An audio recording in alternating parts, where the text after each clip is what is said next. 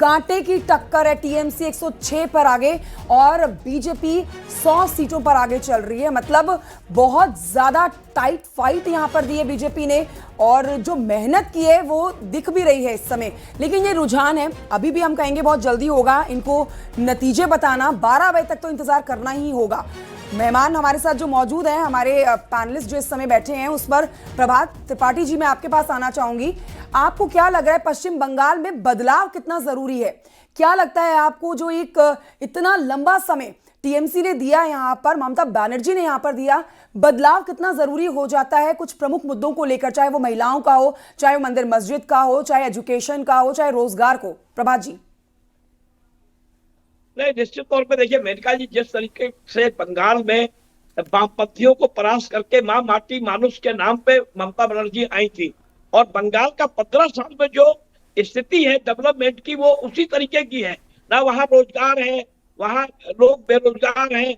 तो ये सारे मुद्दों को लेकर भारतीय जनता पार्टी वहां बंगाल में गई और मतदाताओं की सुरक्षा का मामला। लेकिन सबसे बड़ा फैक्टर क्या है, ईवीएम खुलना शुरू हो गई है, ममता बनर्जी आगे जा रही है अभी, क्योंकि उसका कारण है कि जो 38% वोट माइनॉरिटी, 32% और 68 वोट हिंदू वोट, जिसमें बंगाली वोट बहुत महत्वपूर्ण है।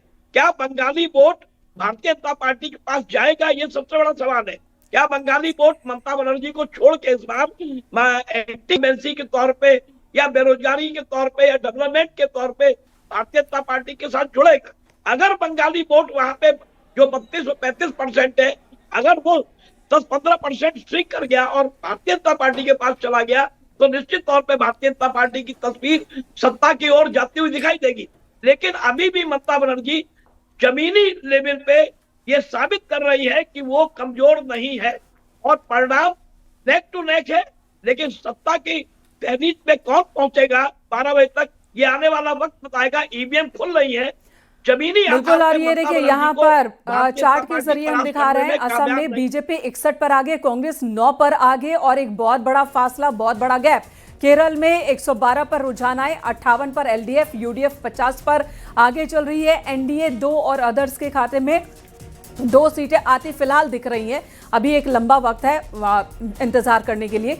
तमिलनाडु की बात करें तो यहाँ 76 पर, 48 पर डीएमके आगे है, एडीएमके 20 पर आगे है। डीएमके को लेकर ही तमाम एग्जिट पोल में ये संभावना जताई गई कि डीएमके यहां पर सत्ता में आ रही है और कुछ वैसा ही दिख रहा है, क्योंकि यहां पर भी फासला ठीक ठाक है। रुझानों की बात की जाए तो टीवीके 8 पर और पुडुचेरी की बात कर लेते हैं, 24 पर रुझान आ गए हैं। एनडीए 18 पर आगे है और आईएनडीआईए गठबंधन 5 पर आगे है। मुख्य मुकाबला इन्हीं दोनों गठबंधन के बीच है और एक लंबा अंतर देखने को मिल रहा है एनडीए और आईएनडीए में, यहाँ पर भी रुझानों में। तो कुल मिलाकर कई जगहों पर तो फाइट उतनी नहीं दिख रही है। लेकिन बात हम अगर तमिलनाडु की कर लेते हैं, केरल की कर लेते हैं, वेस्ट बंगाल की कर लेते हैं, कांटे की टक्कर यहाँ पर है।